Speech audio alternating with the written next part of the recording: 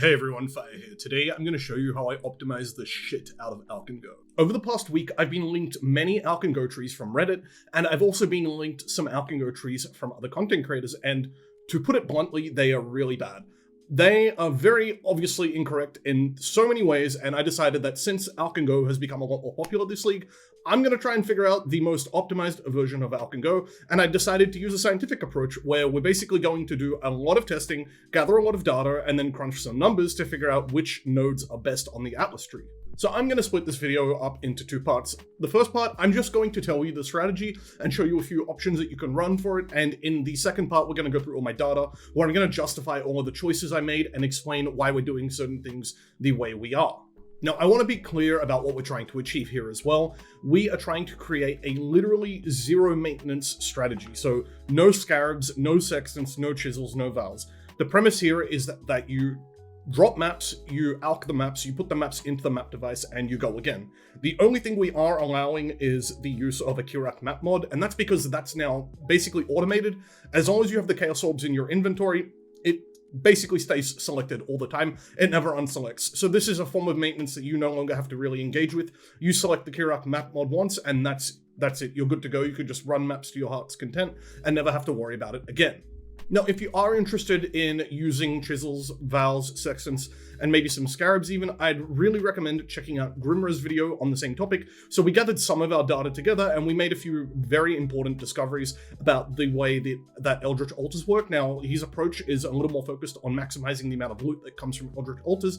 My video is more about maximizing the amount of Chaos Orbs per hour, where you can just put maps into the map device without having to do anything else. In case you're wondering why we're even making Alch and Go content, it pretty much just comes down to the fact that I don't think juiced content is super worth the amount of mental energy it requires anymore. You need to have a very well-rounded character nowadays, and you also need to constantly pay attention to what your character is doing and how you're clearing a map.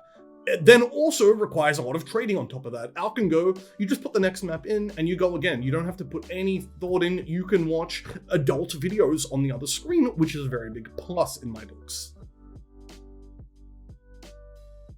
So the Atlas tree here is very, very simple. We're focusing primarily on Eldritch Altars. We're then focusing on Expedition. We're also going to be running the Kirak map mod for Expedition. However, if you don't want to, I'm providing alternate Atlas trees that allow you to either use Essence or no Kirak map mod. We're focusing on Harvest, Essences, putting a little bit of focus on Ambush for the sake of the operative strong boxes, which are actually worth it. We're putting a minor focus on Heist.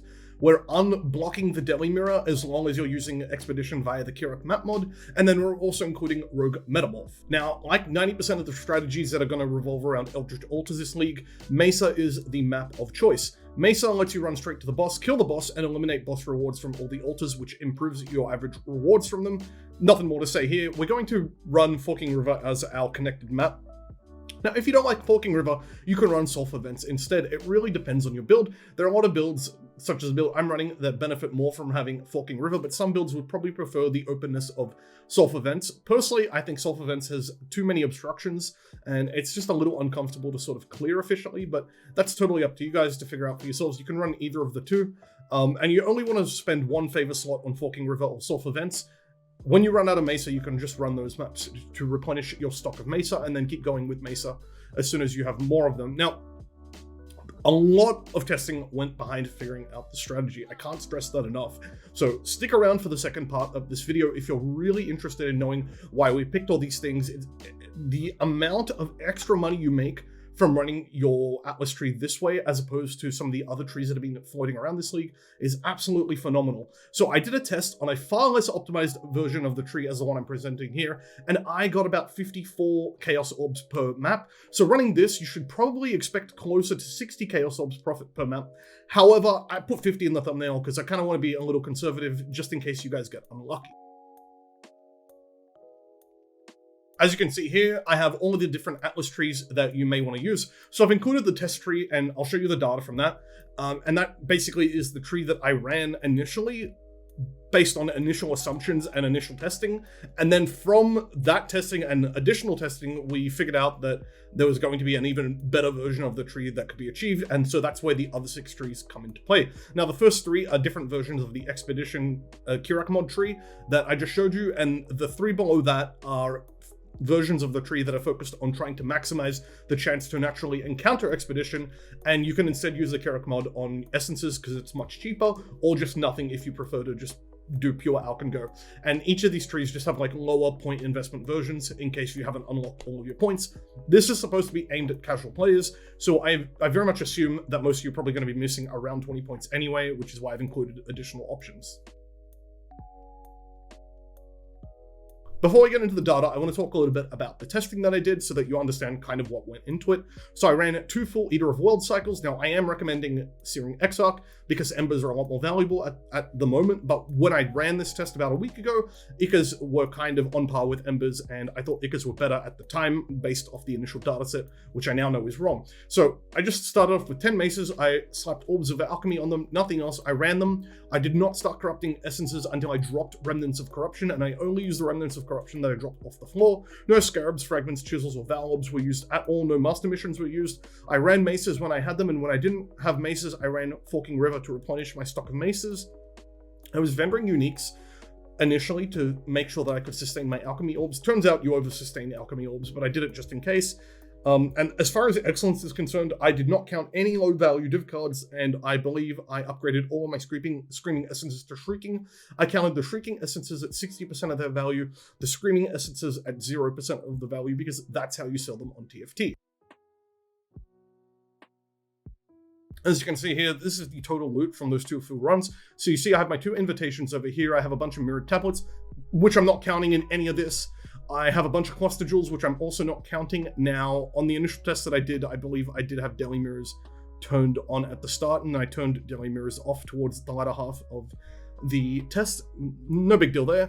And then you can kind of just see what the loot looks like. Lots of essences, lots of scarabs, lots of ichas, as you can see. A bunch of logbooks, stack decks, reroll currencies, plenty of harvest juice over here. We have some guardian maps. These are the 6 leftover maces, and then a lot of random maps over here. And this is pretty much a typical breakdown of all the loot that you're going to get from this strategy. I earned about, as you can see here, 2,800 Chaos Orbs, and then in this Adjustments tab, you can see how I have adjusted the Excellence tab in order to get a final evaluation of my loot. So for example, I counted my Shrieking Essences as being worth less than they actually are. I counted my Screaming Essences as being worth nothing. I subtracted the cost of my Kerak mods. I added the value of logbooks in, since Excellence doesn't count that. I readjusted the Life Force values, since Excellence doesn't count that correctly. And then, you know, some adjustments as far as maps are concerned. Now, Excellence overvalues maps, and I had to adjust that all the way down from 144 to 45. I had to adjust the price of some maces, that sort of stuff. And so from 2,800, we end up with a new value of 3,000, and that comes out to around 54 Chaos Orbs per map all in all. Let's talk a little bit about the data. So I started off by ruling out all of the mechanics that I felt were not worth testing. Stuff like Blight and Metamorph, I already know those aren't worth doing without certain setups, such as having Gilded Scarabs and all that, things that were just completely ruled out with Alch and Go anyway, so I didn't test them. And after I narrowed down the things that I thought were worth testing, I tested those. I came up with an initial tree that I thought might be good. I ran that tree, reanalyzed the data, did more testing, and then gathered more data from viewers and stuff as well. And then I collated all of this to come up with the final optimized tree that you see here. And I have tabulated some of this data, but not all of it. I didn't want to be gone and not upload a video for 3 weeks. I realized I had to get this out basically 1 week from my last video, so I tabulated all of the stuff that I felt was relevant and kind of ran out of time, and so this is what's left of it. You can kind of go through it in your own time and see whatever you want to see. This is a recording of the 56 map test that I mentioned previously, and it's just got some information about how often Expedition appeared, how often Harvest appeared, how often I got Harvest bosses, and some other stuff like that. Nothing too interesting. You see a running total of my Excellence average, and then some explanations of my Expedition, Harvest, Essence, and Eldritch data over here. Now this page right here is the most important part of the whole video because it takes all the Atlas tree nodes that I was interested in measuring. It assigns a value to them, it figures out the value per point, it figures out the amount of time you're taking per map to run this sort of stuff, and then it just comes up with what I'm calling an Alch and Go index rating. And that's just a number that tells us how worthwhile this is, including in an Alch and Go strategy. I'm just going to go through some as an example. So as you can see with Escaped Experiment, This requires 3 points on our tree. Its average value, the average value of an escaped experiment according to all of the data we collected was 3.2 chaos orbs, and it appears 28% of the time, and that gives us a value of 0.9 chaos. Now the value per point here is 0.3 chaos orbs per point, and the average time it's adding per map is 11 seconds multiplied by the 28% occurrence rate, so around 3.1 seconds extra per map. This index rating is adding on 120 seconds onto that time of 3.1 seconds, and the reason for that is that if we don't add the base time of the map, it screws a lot of this data, because if we had a node that gave 100% chance for expedition to appear and a 1% chance for expedition to appear, the ANG index rating would be the same if we're not accounting for the extra 120 seconds that the base map would take to run for a lot of builds. So yeah, that's why we're doing it that way. Of course, that's kind of editorializing the data. I fully understand that, and the reality is we are calculating so many different things at the same time that we have to make hard decisions about how to express this data in a way that is relevant and we can draw worthwhile conclusions off of. And I'm pretty confident in the findings here, and you'll kind of see why. So I've also color-coded it, so we're using conditional formatting. The numbers that are the lowest are going to appear red, and the numbers that are the highest are going to appear green. So as you can see here, the combination of twice attempted plus secret operations gives us a rating of 171, but if you start adding all of the additional strongbox nodes, such as concealed logistics and backup cache, it drops down to 98, which means I'm leaning more towards running twice tempted with secret operations for the Scarab strongboxes, but that's it. We're not investing any more in strongboxes. Escaped experiment, this is a no-brainer. 243, this is pretty much a lock.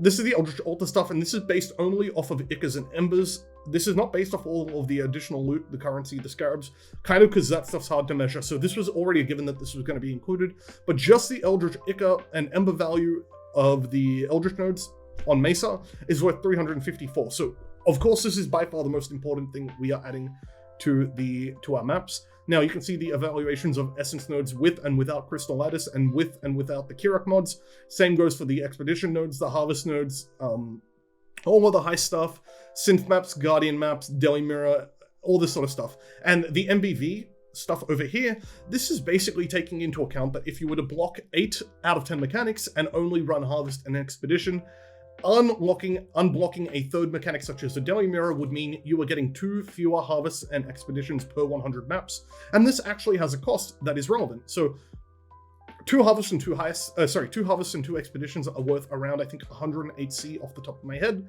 and over 100 maps, this means that unblocking 1 mechanic is costing you 1 Chaos Orb per map on average.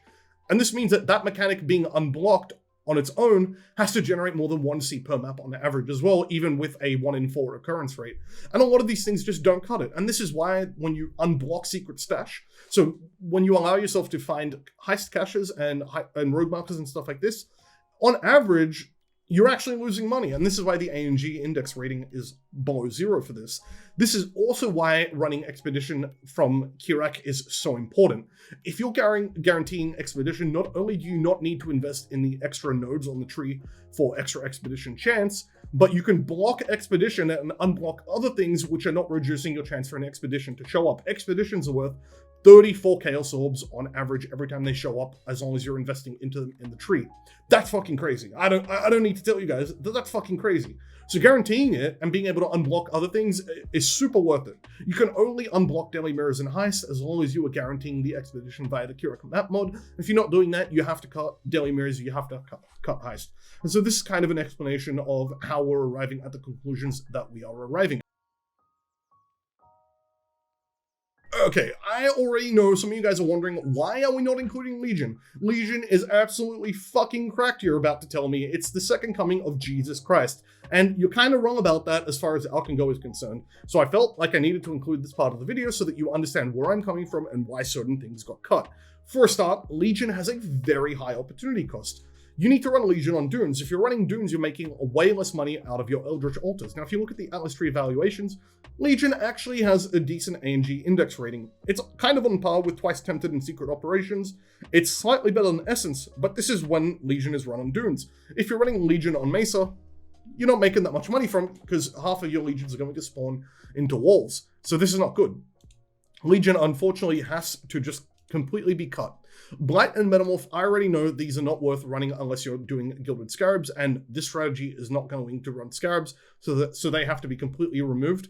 Shrine is terrible. I know a lot of content creators out there are big fans of putting shrines into your maps. I am not.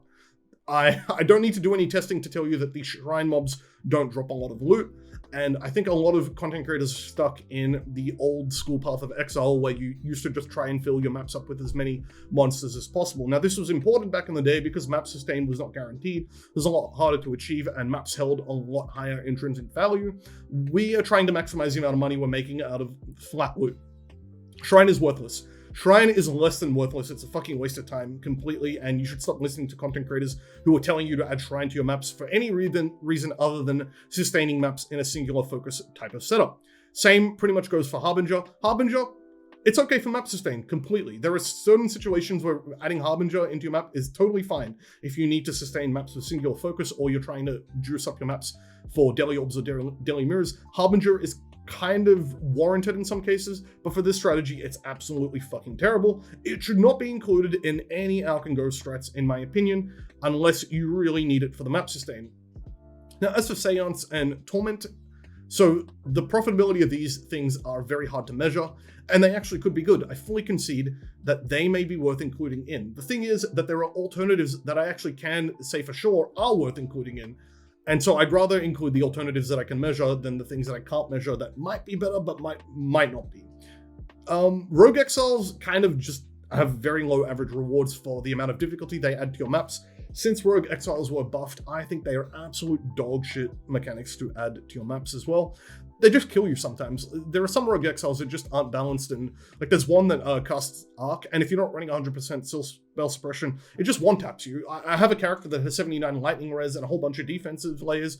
It's got the Jug node that lets 8% of armor apply to lightning resist, and I'm running 40k armor, and this thing still one-shots me. Why are we putting this stuff in our maps? It's garbage. So definitely we're not including Rogue Exiles. Now, Master Missions, they require a lot of points on the tree. They don't give that much loot for how many points they require, and they also don't show up that often. So these are very easy to cut. Ritual, I'm just not sure about. The initial testing that we did said that it wasn't worth it compared to Harvest and Expedition, and Ritual is pretty intensive on the amount of points it requires, especially since it's a little out of the way. I think Ritual requires less points if you're taking like Blight and doing stuff with Blight, but we're not doing stuff with Blight, we're not doing stuff with Bestiary, so Ritual is a little more out of the way. It costs a lot of points. Maybe if I did more testing on this, I'd have a different conclusion to be drawn here. I know a lot of people are interested in Ritual at the moment, but the testing that I did basically said Ritual was not worth including into an Alch and Go setup, especially since it takes so much time, and that means you are lowering the amount of money you're making per hour from Expedition rewards, which are far more consistent and far more valuable. Okay, Deli nodes, other than having the unblocked mirror, just a very low return for the point investment. You're putting a lot of points into very small multipliers to your loot, so I think this one's kind of obvious. Breach, it's just not worth doing without the Chayula section. Abyss is literally never worth doing. Never do Abyss. It's terrible.